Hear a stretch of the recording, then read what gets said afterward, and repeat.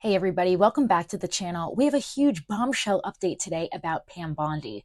But before we dive in, with Trump's new tariffs, the stock market has been going crazy. Trump said this is a great time to buy, and that this is a great time to get rich, richer than ever before. If you'd like to learn how to invest like Trump step by step, learn which stocks he has, click the link below. All right, let's jump into that video. Attorney General Bondi refused to say whether President Donald Trump's plan to deport American citizens to a Salvadorian prison is legal.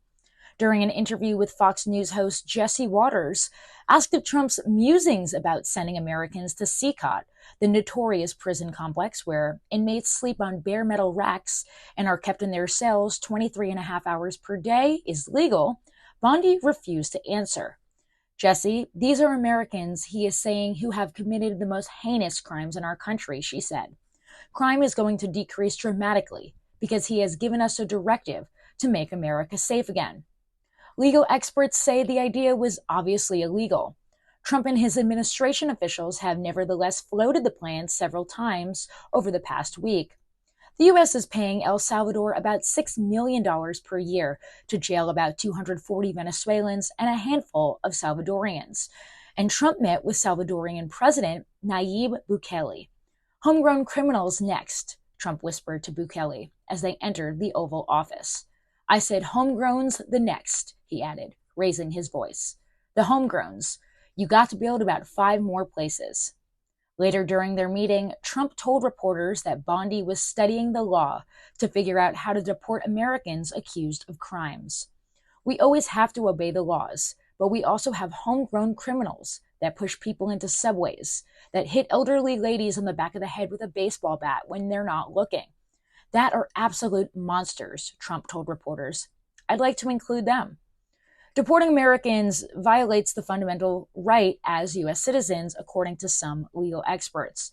In fact, Americans who were wrongfully deported have successfully sued the government for damages. For all of Trump's talk of obeying the law when it comes to CCOT, the administration has ignored judicial ruling after judicial ruling, including an order from the Supreme Court. The court ruled unanimously that the administration needed to take steps to facilitate the return of Kilmar Abrego Garcia, a Maryland father of 3 with legal protective status who was deported to CCOT, allegedly because of an administrative error. Despite admitting the mistake, the administration has refused to bring him home, and officials claim he is a member of the MS-13 gang. His attorneys are saying he's not affiliated with a gang. They're wrong, and he has no right to be in the U.S., but for an extra step in paperworks, Bondi told Watters. In fact, a judge would need to rule that Abrego Garcia was no longer eligible for protection, which he received after proving in court that he had been targeted by gangs back in El Salvador because of his family's papusa business. In the meantime, it's not clear whether the Venezuelans being held at CCOT are there legally either.